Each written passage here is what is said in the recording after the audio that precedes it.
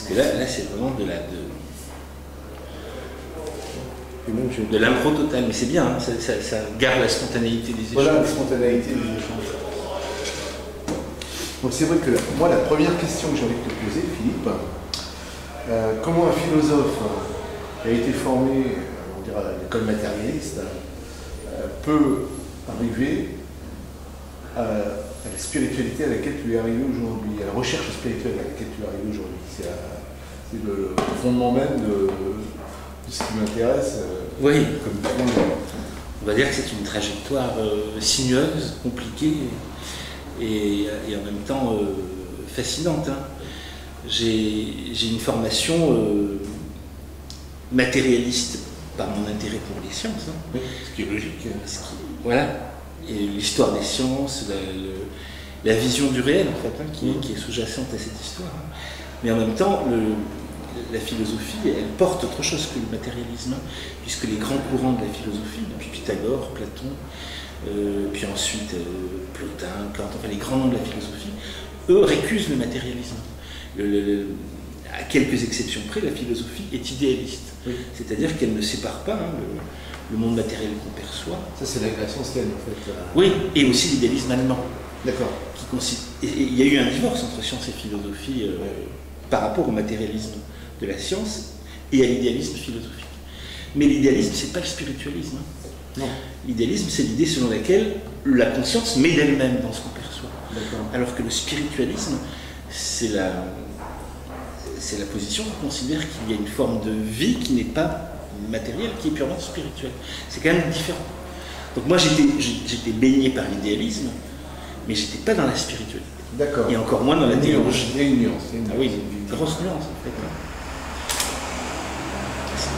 Et quel a été l'élément déclencheur, en fait, de cette mutation que tu as vécue? L'élément déclencheur, c'est la lecture d'un ouvrage que j'avais d'abord téléchargé par Internet sous forme de photocopie. J'avais lu les premières lignes de cet ouvrage et je me souviens très bien, hein, c'était il y a un peu plus d'un an et demi. Première ligne, j'avais jeté cet ouvrage en me disant mais c'est... Il y a un an et demi. C'était en 2015, on est en 2017. D'accord. Je me souviens très bien, c'était en novembre 2015. D'accord. J'avais jeté dans ma chambre ce que j'avais tiré. Hein. C'est un texte qui m'a appelé, qui m'a nourri, et c'est un texte qui s'appelle Le dialogue avec l'ange. Voilà. D'accord. Là, il y a une réflexion, c'est pas exactement une réflexion. J'avais jamais été appelé par un texte comme ça. J'avais jamais été nourri par des paroles qui me paraissaient au début à la fois absconses, hein, obscures, hein, et qui concernaient un domaine qui n'était pas le mien du tout, qui était celui de plus que de la spiritualité, qui était de la foi, le domaine de la foi. Et la révélation quasiment, puisque c'est presque un message révélé ce qu'on trouve dans tout à fait. Dans ce texte. Et ce que j'ai lu dans ce texte m'a profondément bouleversé, transformé, en tout cas, ça m'a ouvert à un champ de conscience, enfin en tout cas de réflexion, ça c'est sûr. C'est parti de là. Un petit peu avant, il y a eu ton intérêt pour les ovnis. Et alors comment tout ça peut se concilier? Il est né comment cet intérêt pour les ovnis? L'intérêt pour les ovnis, il date chez moi aussi loin que je peux m'en souvenir, hein, des années 75, je dirais. J'avais une quinzaine d'années à l'époque. Et c'est une époque où on en parlait beaucoup, hein, des soucoupes volantes, des ovnis. Et avec le fol espoir qu'on soit visité par des intelligences non terrestres. Et pour moi, c'était merveilleux de penser qu'on n'est pas seul. Donc c'est un intérêt ancien déjà. Et au fur et à mesure de mes lectures, j'ai été intéressé par cette thématique, évidemment comme beaucoup de gens par le film de Spielberg, Rencontre transatlantique, en ayant l'intuition que ça allait bientôt, enfin que ça allait arriver, quoi, qu'on allait. Et oui, puis à l'ère de la révélation, c'est bon. C'est ça. Et puis ensuite, il y a eu ma participation plus récente à l'ouvrage Ovnis et Conscience. Ça s'est fait comment Alors ça s'est fait de manière assez rapide en fait. Hein. J'ai commencé à côtoyer des gens qui travaillaient dans le domaine de l'ufologie parce que donc, à l'INSA de Toulouse, j'avais pu entrer en contact avec des membres du GEPAN. Et avec des membres du GEPAN, puis avec des gens qui travaillaient autour aussi. Hein. Et suite à mes contacts, j'avais pu inviter à l'époque c'était Xavier Passot, à donner une conférence à l'INSA de Toulouse, donc cette école d'ingénieurs, qui s'était bien passée, c'était une belle conférence. Mais c'est dans cette période-là, on est en 2011 là. Et puis j'avais voulu publier un article qui s'appelait le philosophe et les ovnis. Et je me souviens que j'avais dans mes contacts une personne qui était en fait, je l'ai su après, la responsable d'un site qui s'appelle OVNI Direct. D'accord. Cette personne m'avait demandé si elle pouvait publier, donc c'est Dagid qui s'appelle. Dagid m'avait demandé s'il pouvait publier ce petit texte en fait, qui a eu un certain écho, on va dire. Alors que je faisais simplement que dire que le problème des ovnis posait un sérieux questionnement à la raison humaine. Donc suite à cet article, j'ai été contacté par Fabrice Bourgoin. Il m'avait demandé si je voulais rejoindre une équipe qui allait écrire sur les ovnis et la conscience. Je précise qu'à l'époque, moi, je n'avais pas fait de lien spécifique entre ovnis et conscience. D'accord. Dès qu'on parlait de conscience, pour moi, c'était une approche réductionniste. D'accord. Donc tu étais encore dans le matérialisme. Complètement. D'accord.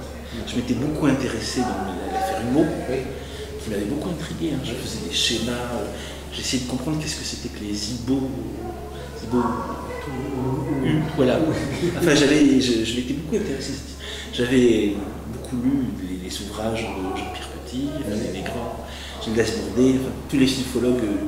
Christelle Solar aussi. Oui, absolument. Impact et contact. Oui. Contact, impact. Voilà. Mais j'étais dans une approche latérale. Humeau, il a survécu aussi. Oui. Jean Humeau, un dieu venu d'ailleurs. Oui, il était déjà quand même question un petit peu de spiritualité d'ailleurs. Oui. Parce qu'il y avait le mot Dieu et une recherche soi-disant spirituelle de la part des unités. Mais à cette époque-là, le thème de la conscience pour moi était un thème hors sujet, réductionniste, psychologisant. Le thème de la spiritualité, n'en parlons pas, j'étais un parfait matérialiste. J'étais athée, matérialiste, complètement. J'enseignais le darwinisme. À l'INSA, j'avais programmé un cours que j'avais intitulé Darwin ou l'Odyssée des espèces, où en reprenant les thèses darwiniennes et post-darwiniennes, je parlais du hasard, et du fait que c'est le hasard qui gouverne tout en fait. Donc il n'y a rien de plus éloigné que la spiritualité au sens où maintenant je la comprends. D'accord. Par contre, tu ne nies pas l'évolution de l'espèce, toutes ces choses-là. Parce que souvent quand on dit qu'on rejette un petit peu Darwin, on devient un créationniste et puis on finit par être dans la théorie du complot et là ça ne va pas non plus peut-être. Le darwinisme c'est une des... Et après ce qu'on a appelé la théorie systémique, qui est l'addition au darwinisme tel qu'il a été théorisé par Darwin lui-même, et les découvertes liées à la génétique, n'a fait que confirmer les intuitions du Darwin. Bien sûr.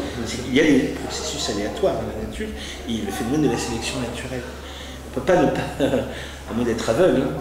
Darwin et Newton, c'est deux grandes figures de l'histoire des sciences. Par contre, à l'époque de Darwin, tu avais son alter ego qui a écrit un livre sur la spiritualité, qui était un grand spirit et qui est le co-découvreur de la théorie.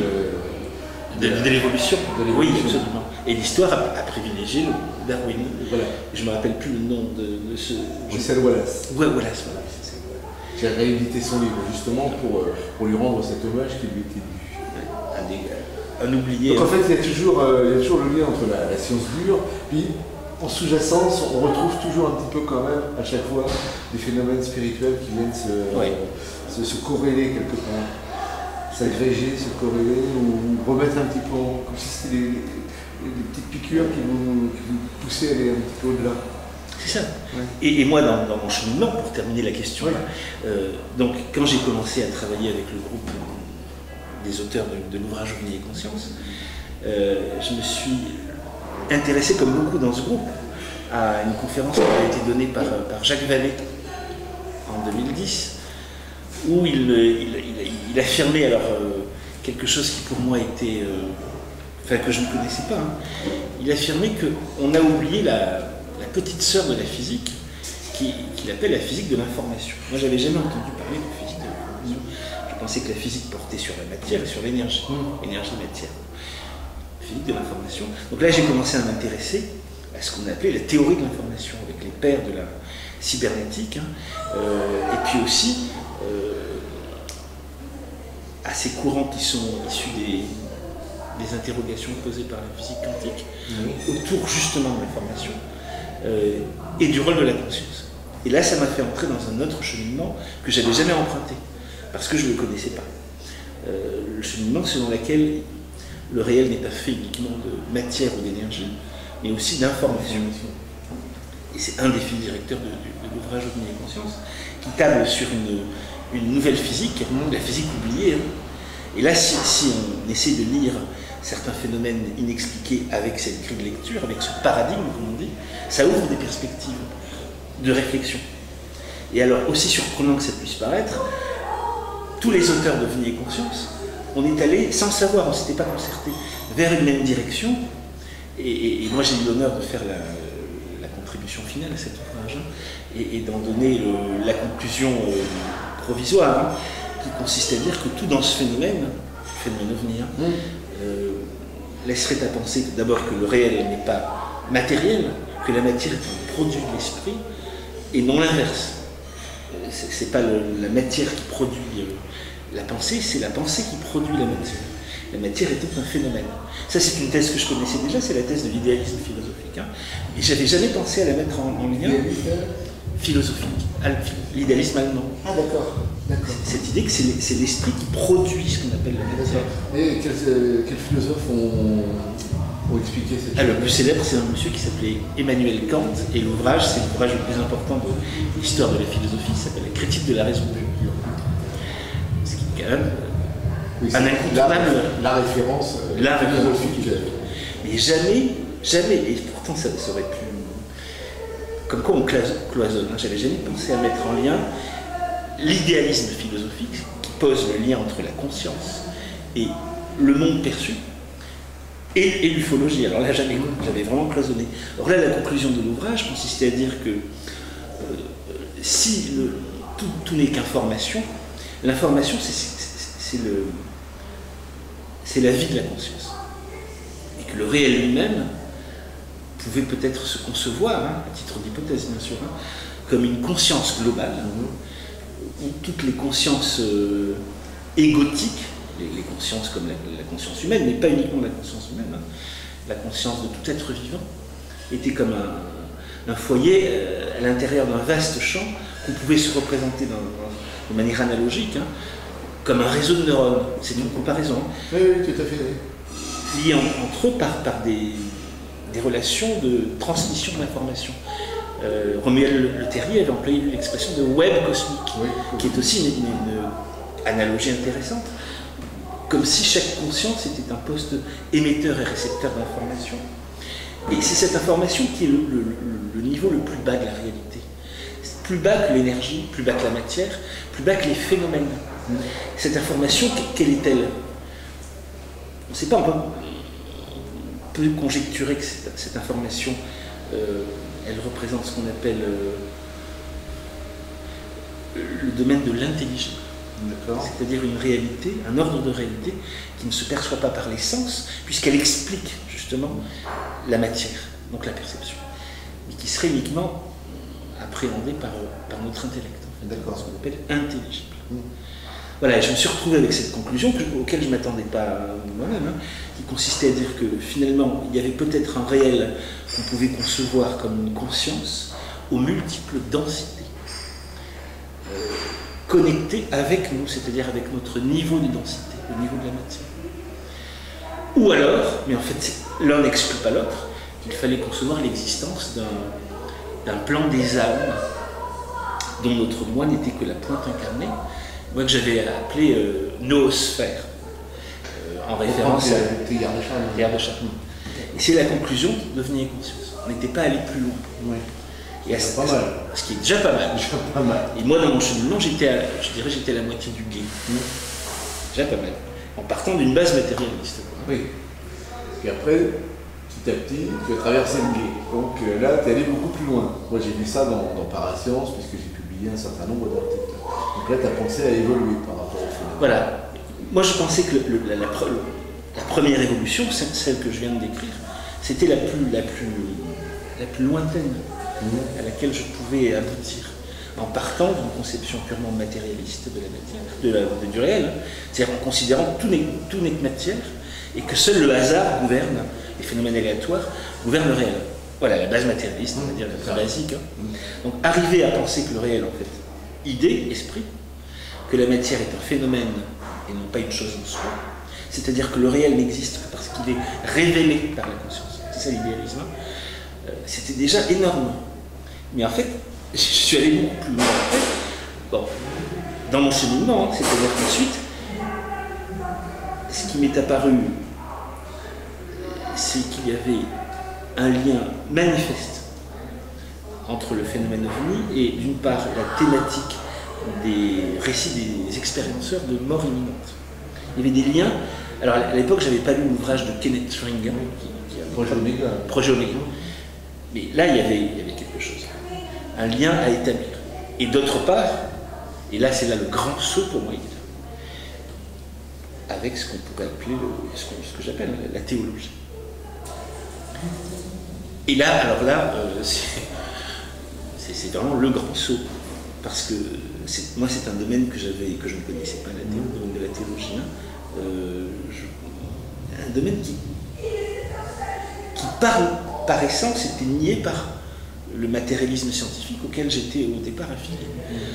Alors, l'idée, moi, vers laquelle je me suis dirigé, c'est d'abord essayer de comprendre le lien entre les témoignages de personnes qui disent faire l'objet de rencontres rapprochées, les fameuses RR3, ou bien les abductions, les enlèvements, ce lien avec notre psyché, notre inconscient, on va le dire.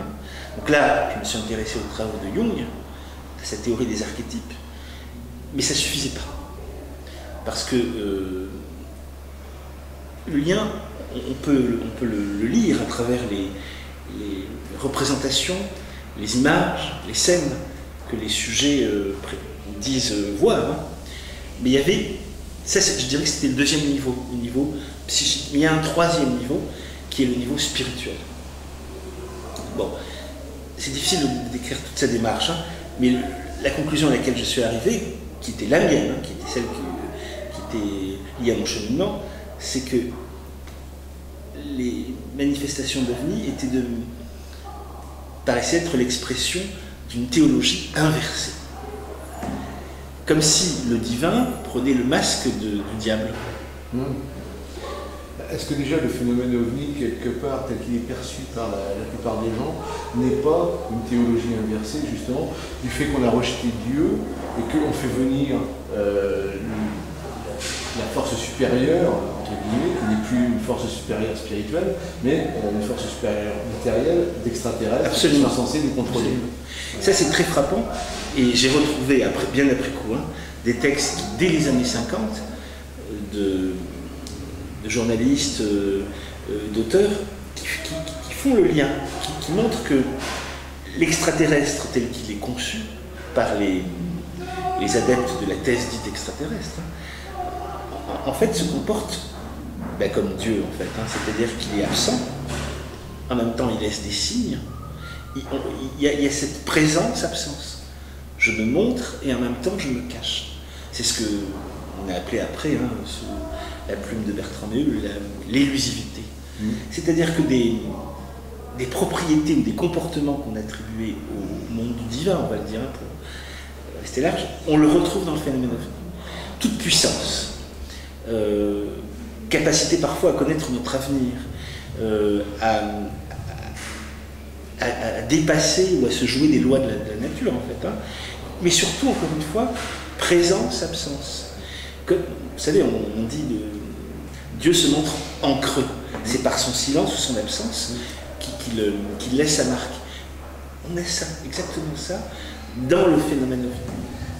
Mais il y a aussi un phénomène plus inquiétant dans le phénomène ovni, c'est que souvent des contactés reçoivent des messages qui les induisent en erreur et qui les amènent sur une route quelquefois très, très glissante et très dangereuse. Alors ça, c'est on va faire un phénomène qui pourrait être non pas divin mais négatif. Ça, c'est une constante, c'est-à-dire que les contactés, on les induit en erreur. Je prends un exemple, celui qu'on considère comme le premier contacté français, Pierre Monet.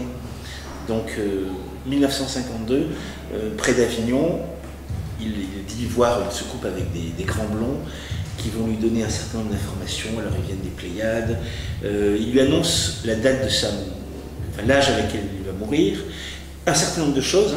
D'ailleurs il a publié un livre après. Bon, il n'est pas mort à l'âge qu'on lui a indiqué. Il est mort plus vieux? Non, plus jeune. Plus jeune? Il avait, je crois, 120 ans, il est mort. Ah oui, 120 ans, c'est pas mal. On lui... voilà, mais ces mensonges, ils sont constants chez les constatés. Et alors, les mensonges dans le discours, mais aussi les mensonges dans l'apparence. Parce que ce qui est intéressant, c'est de voir que les scènes que le témoin dit voir, elles recoupent ou elles rejoignent des éléments de la culture, mais eux l'avaient montré, ambiante ou bien simplement décalée d'une dizaine d'années. Par exemple, pour la figure du petit gris, on peut très bien voir l'apparition dans la littérature, dans la SF, de cette figure. Mais c'est patent, et elle a été réactivée par Spielberg. Par Spielberg.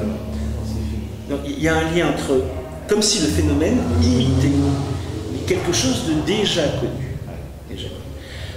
Alors, moi... C'est avec le bonhomme Michelin aussi. Le bonhomme Michelin, bien sûr. Extraterrestre, qui apparaissent. Alors, donc, pourquoi cette imitation? Alors moi, mon idée, mais c'était la piste que j'essayais d'explorer, parce que j'ai des pistes, et puis comme avec une ficelle, je tire, voir où ça mène. Mon idée, c'était que... Et là, pour avoir cette idée-là, il faut avoir fait le saut. C'est-à-dire qu'il faut avoir passé un cap qui est celui de la foi. Pour moi, c'était comme des théophanies, mais inversées. L'idée, c'était, puisque l'homme n'est plus capable d'accueillir le surnaturel divin, on lui donne un faux surnaturel. Est-ce que c'est une punition? Ou est-ce que c'est parce que les hommes n'étant plus capables d'accueillir les figures de la foi, pour compenser un manque, en fait, peut-être. On lui donne, voilà. Mais cette idée ne se satisfaisait qu'à moitié, parce que ça voudrait dire que le divin, quel que soit ce qu'on met derrière ce mot, nous trompe. Et ça ne cadre pas avec l'idée qu'on se fait du divin, en tout cas, comme une réalité tout amour. Donc j'étais bloqué. C'est vrai qu'on n'a pas le sentiment qu'il y a vraiment toujours de l'amour derrière le phénomène de ça. Tous ceux qui l'ont touché de près ou de loin c'est unanime là-dessus. Il y a des côtés inquiétants. Il y a des côtés inquiétants. Et puis nous tromper, c'est cruel, surtout sur une espérance aussi forte et ancrée chez l'homme que le contact avec des civilisations biologiques, non humaines.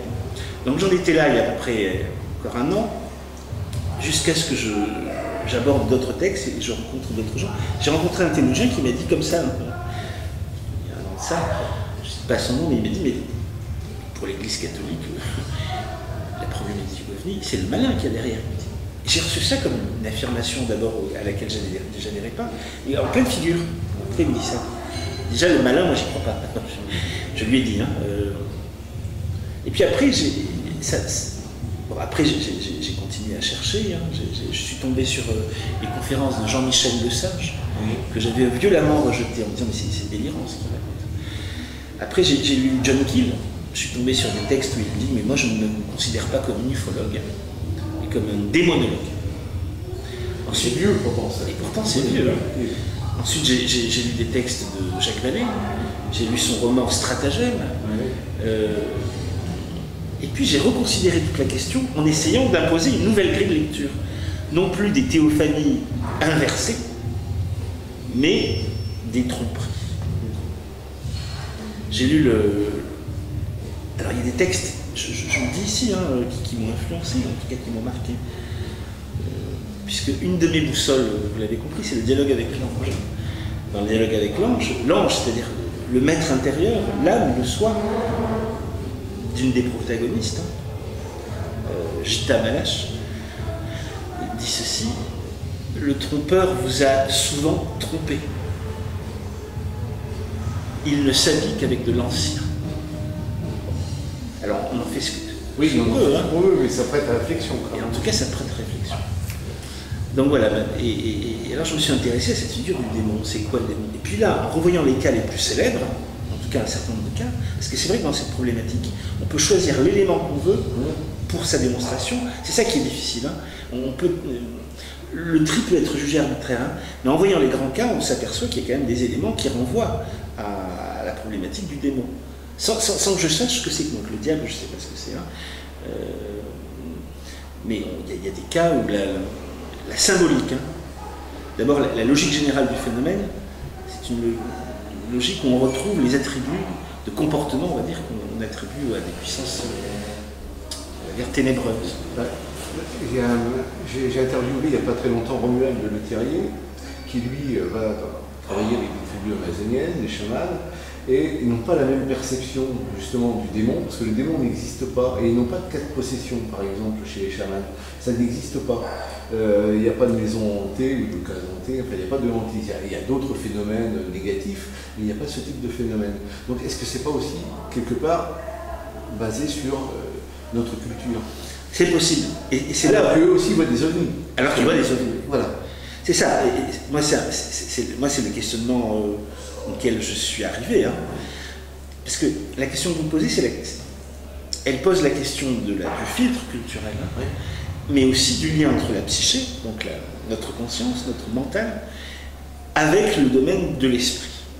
Autrement dit, si on le dit autrement, ça pose la question de l'articulation entre le psychique et le spirituel. Donc là, il y a deux choses. Hein. Ou bien ce qu'on appelle le démon, le diable, Satan, ce seraient des figures objectivées, personnifiées, des allégories de notre propre noirceur, hein, et donc ce seraient des réalités purement psychologiques.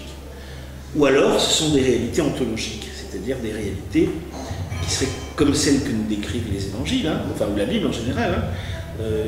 Moi j'ai été très marqué, très surpris d'apprendre d'abord que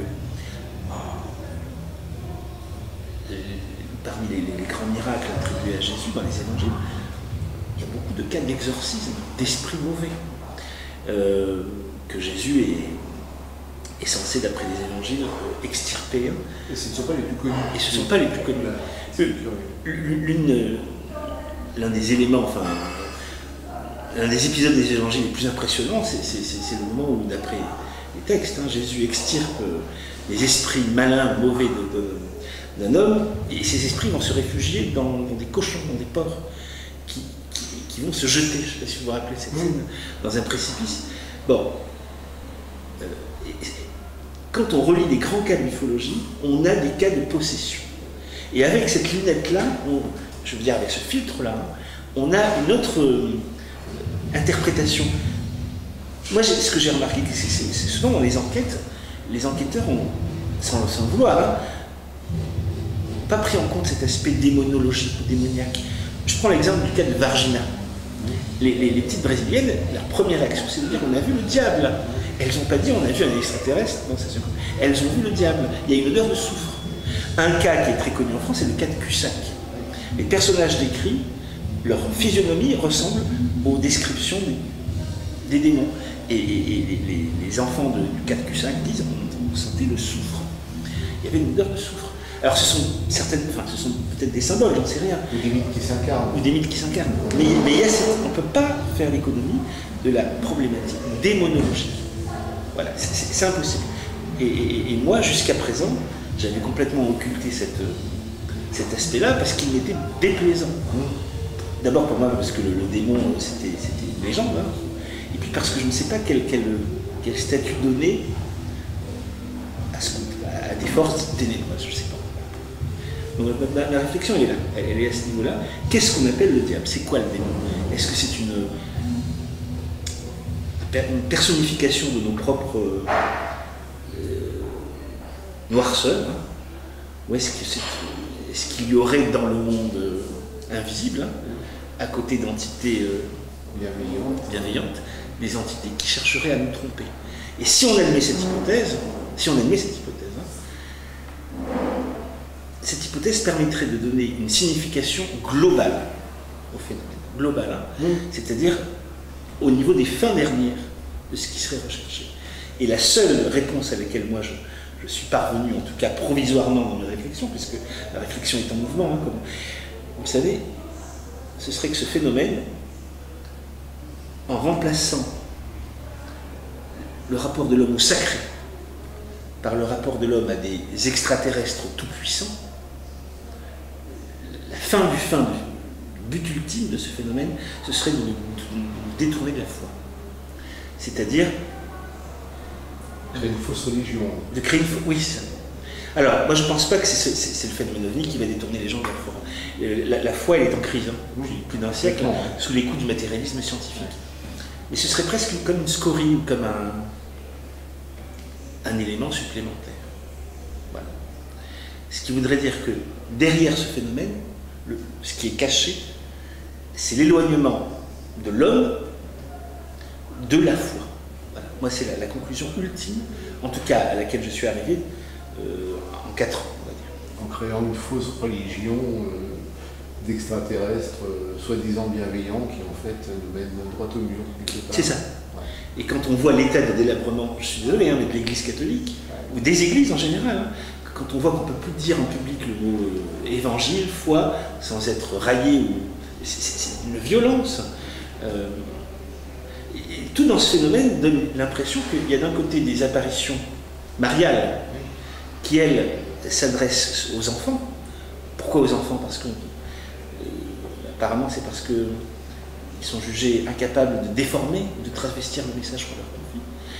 Et puis vous avez, à côté de ces apparitions mariales qui sont dans le domaine de la foi, des puissances démoniaques qui s'ingénieraient à nous tromper en nous faisant croire que Dieu n'existe pas. Et à la place, il y a des extraterrestres. Mais même dans les phénomènes de la foi, Joachim Goufflet, par exemple, explique qu'il y a des faux cas d'apparition mariale qui sont des cas démoniaques, où les gens sont trompés, y compris donc par non pas des apparitions d'ovnis, mais des apparitions soi-disant spirituelles, qui donnent l'apparence spirituelle. C'est pour ça que le cas de Fatima est un cas très important. Moi, je dirais carrefour. On a l'apparition mariale qui vient donner 3 messages, le fameux secret, au berger, et on a une danse du soleil vue par une foule de plus de 10 000 personnes.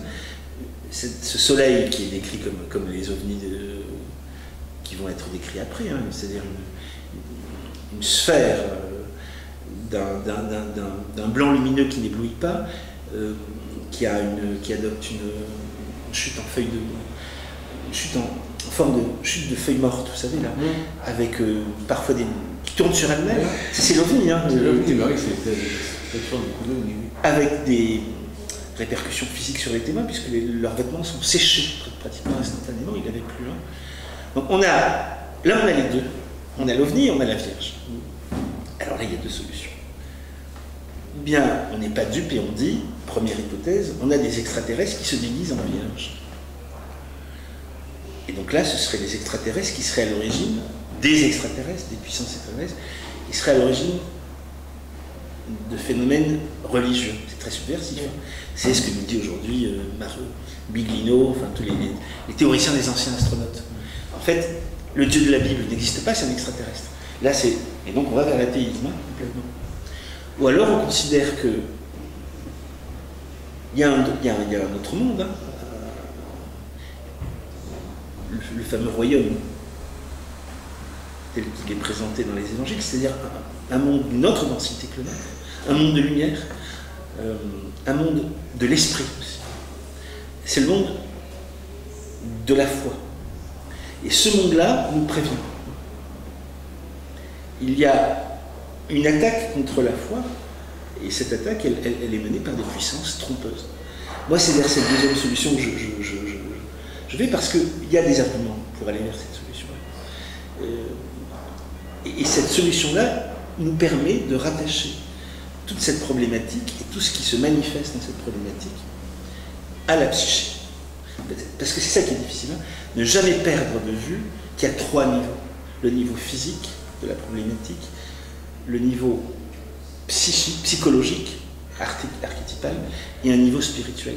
Et dans ce niveau spirituel, il faut admettre qu'il y a des puissances de tromperie. Et là, voilà, là on est en plein dans la théologie. Et là, c'est l'éditeur qui parle, mais je crois qu'il y a matière à faire un superbe bouquin. Oui. Voilà, je pense, c'est sûr. Mais il faut encore piocher. Parce que voilà. Vous savez, en ce moment-là, je me suis intéressé au crop circle. Oui. il y a un crop circle qui est apparu en Angleterre en 2001, et là le nom de la ville m'échappe. C'est pas celui de Bolton, c'est un autre. Et ce crop circle dit: nous nous méfions de ceux qui nous trompent, croyez, nous opposons à la tromperie. Et le texte est believed. Et puis à côté, je me suis rappelé qu'il y avait la fameuse affiche, vous savez, I want to believe. On voit un ovni, I want to believe. Mais c'est une ironie incroyable. Parce que le believe de la foi, le croire de la foi, est remplacé par I want to believe de la duperie, de l'extraterrestre. Donc voilà, si on suit cette grille de lecture, hein, qui est celle qui est la mienne en ce moment, tout laisse penser, même si ça peut paraître incroyable, qu'au-dessus de nos têtes, en tout cas dans des régions plus éthérées, on va dire, hein, du réel, régions spirituelles, il y a comme un combat cosmique, quoi, un petit peu, hein, entre le bien et le mal, entre les puissances de la tromperie et puis les puissances de la vérité. L'approche Saint-Michel en train de décider de terrasser le démon. Là, j'ai retrouvé par hasard, hein, le témoignage d'un contacté italien dont j'ai... Je ne me rappelle plus le nom. Le témoignage, le récit qu'il raconte de ça... non, c'est... Ah, son prénom, c'est Orfeo. Orfeo, oui. Orfeo, mais... le message qu'il reçoit, c'est pratiquement... On aurait pu lire ce message-là dans le dialogue avec l'ange.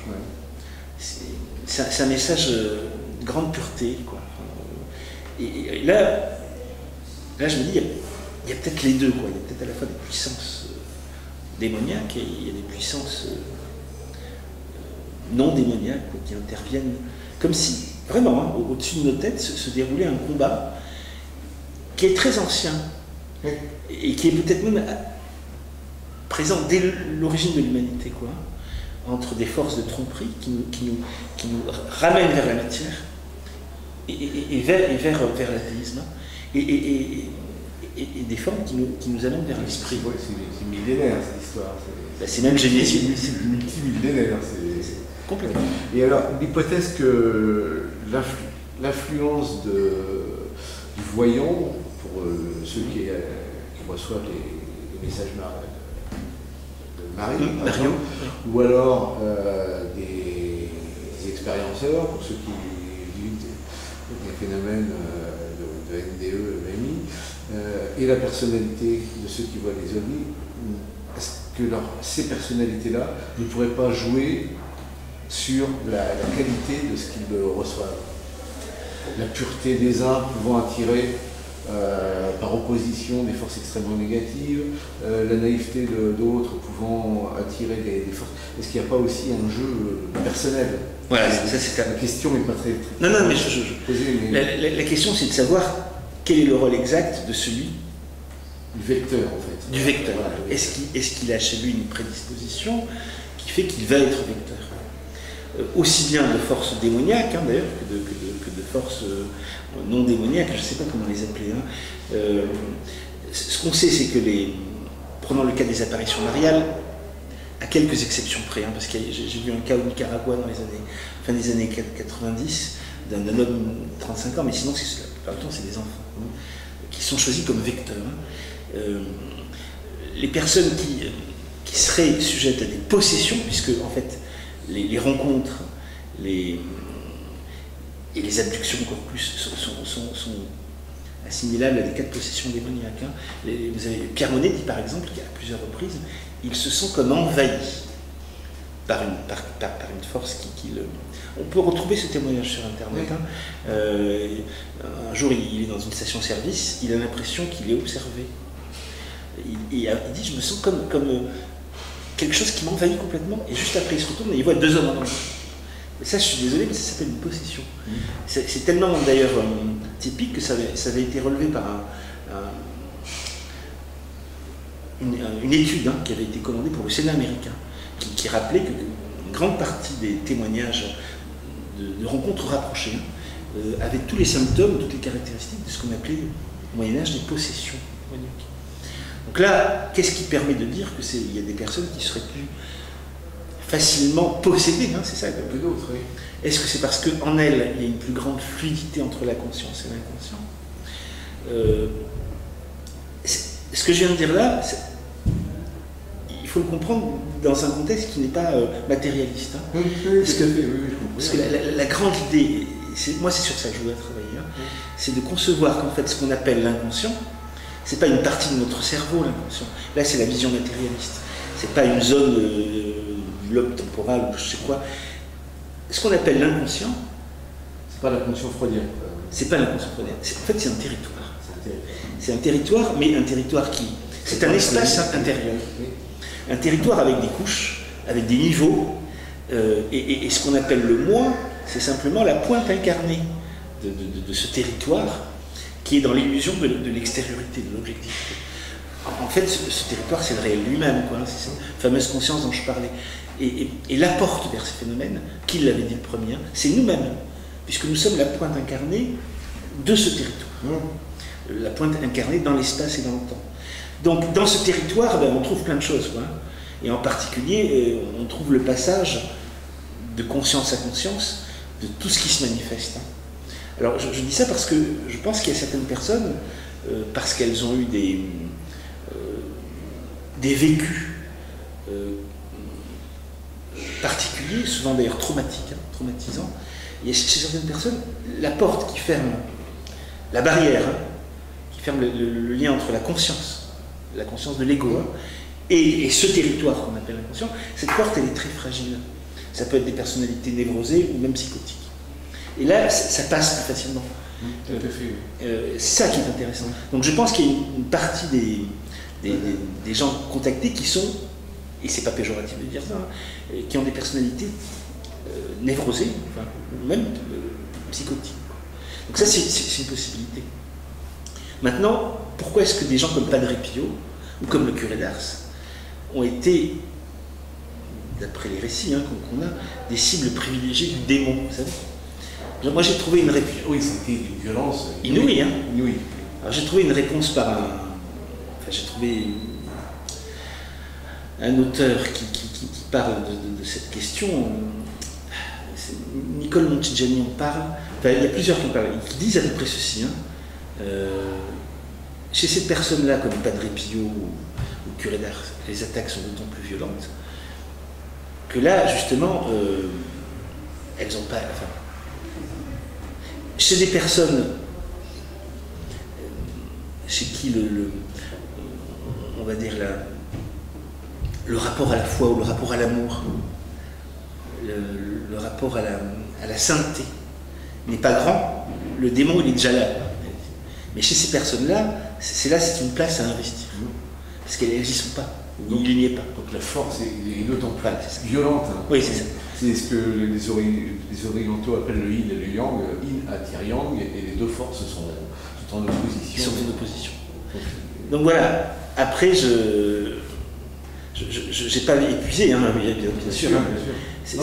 Là, on était là pour faire justement le point de la situation au 21 juin 2017, jour de la fête de la musique, comme ça peut s'entendre d'ailleurs, avec la préparation des concerts de ce soir. Voilà, et juste pour terminer, parce que c'est important pour moi, mais je te remercie Jean-Michel pour cette interview. Comment articuler le rapport du phénomène ovni dans toute sa typologie, hein, tous les types de rencontres, quoi.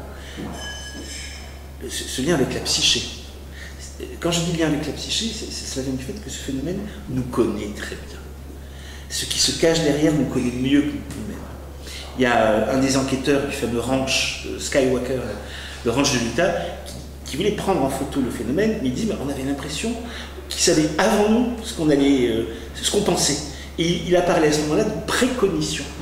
Je sais pas si donc ce phénomène, il nous connaît comme notre poche, quoi, hein. Il est dans notre tête, il est en nous. Donc comment articuler le lien entre le phénomène tel qu'il se manifeste avec notre psyché et cette thématique démonologique qui ferait référence à une entité extérieure à notre psyché, le démon, le diable, le Satan. Comment articuler? La seule réponse que j'ai pour l'instant, à titre de voie exploratoire, c'est de dire que notre psyché peut être l'objet de parasitage, c'est-à-dire qu'elle peut être possédée. Possédée. Voilà, j'en suis là. Investie. Investie.